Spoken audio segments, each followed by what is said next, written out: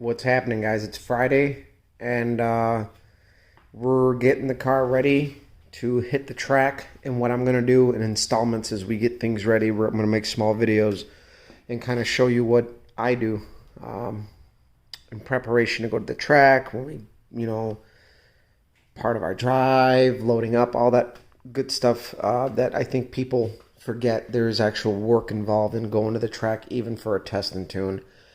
And today is the first day that I've had a chance to really get out and work on the car. I've been meaning to do a couple of things. As you see, I got the valve covers off. This is one of the first things I do before I hit the track is check my valve train, because we are on the ragged edge of being able to run 5/16 3/8 rocker arm studs. And I want to make sure that everything is where it should be. I'm going to check valve lash. And with that being said, the common method is EOIC, and that's not a potato. That's like a half-ass drawn cam lobe. And so you want to check the intake as the exhaust is opening, and you want to check the exhaust as the intake is closing, because that way you know you are going to be on the base circle of the camshaft lobe for that particular cylinder. So you're going to, do the exhaust side as the intake is closing, and do the intake as the exhaust is opening. So EOIC, exhaust, opening, intake, closing.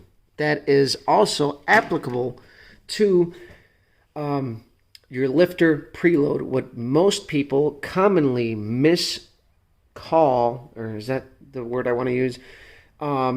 Misused terminology there. Valve lash is the clearance between the tip of the rocker arm and the top of the valve stem. That is lash. On a hydraulic lifter, you adjust lifter preload where your setting is adjusted in the preload, and it's springy, as I'm doing here. You adjust how tight that push rod is, and obviously it will compress. And that is for quietness. And believe it or not, more lifter preload kills vacuum. Less preload is good. Some hardcore racers will actually run lash on a hydraulic lifter if your class calls for a hydraulic lifter.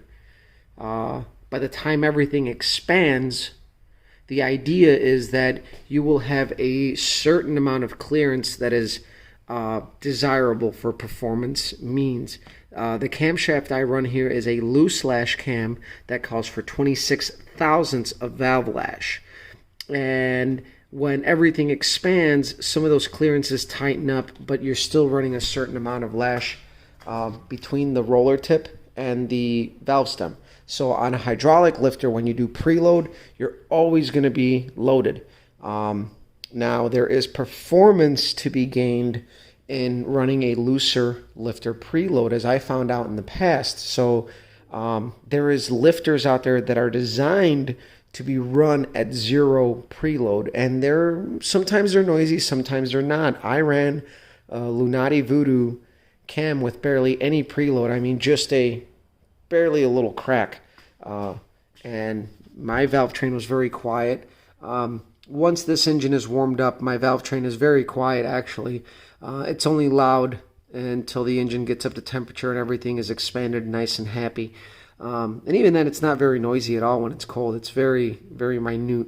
So people who think that running a solid cam is not practical, really, the only reason I'm checking my valve lash is to see how much things have moved, if they have, because with these rocker arm studs, I guarantee you stuff has moved around, and I know this for a fact because I checked one cylinder a couple of months ago, and it was at like 26, and I had it set to 24, so it moved 2 thou in the matter of an entire season of beating this thing up.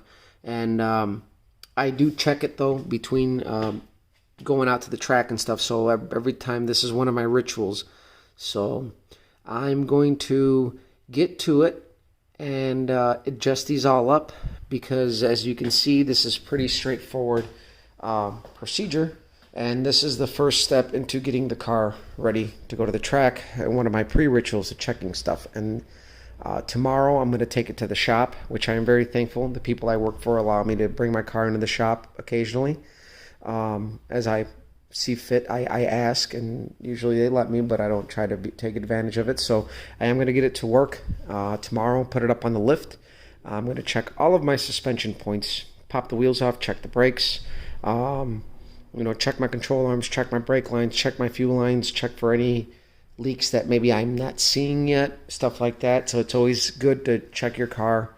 I do this at least once a year, an extensive check of everything, and then between races, if I'm underneath the car, I'll look over stuff. But this is the first installment of us getting ready to go to the track. It's a Friday night, and I'm just doing valve lash tonight. Should take me maybe an hour, maybe less, maybe 2. Sometimes it takes more if I decide to back everything off and start all over again because I'm not happy. But yeah, that is our plan. We plan on hitting the track Sunday. We're going to have some awesome weather this weekend. Low 70s, high 60s, which is awesome because it's taken me a while to actually been able to hit the track with our intake leak and everything. So I'm going to let you guys go. Share, like, subscribe. Follow us on Instagram, Copper Cutlass. Yeah. And Facebook, I don't really do much on Facebook.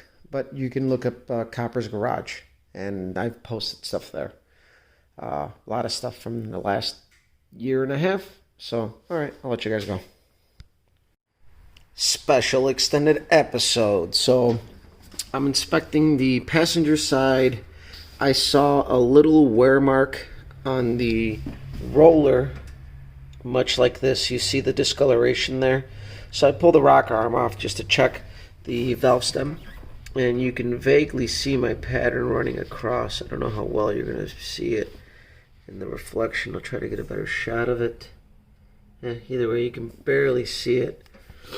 Either way, I was checking for if there's anything that's worn out, bad, the valve stem. I want to check the keepers, make sure everything's good. Things you want to check on your valve train before you race, or if you frequently race. Not that we frequently race, but we beat the crap out of our stuff. And that's the mark I was talking about. So I don't see anything bad. The roller's fine. These are a Ford Pro Comp rocker arm. Make sure I get it right. That's wrong. That's the side that needs to go up. So either way, these rocker arms are pretty beefy. It's stainless, a little heavier, but they work well. And you want to check the ball area, the fulcrum area. Make sure everything's good and spins freely if you're going to pop them off. I popped one off, so I'm going to check it out and look at it, and everything looks good. I think the reason for the wear is that my rocker arms don't sit exactly square over the valve stem. You could see this one's kind of cocked a little bit.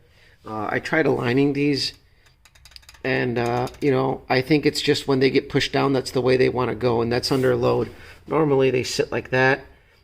This one's up, or actually this one's up, and I think just under load, that's the way they push because of the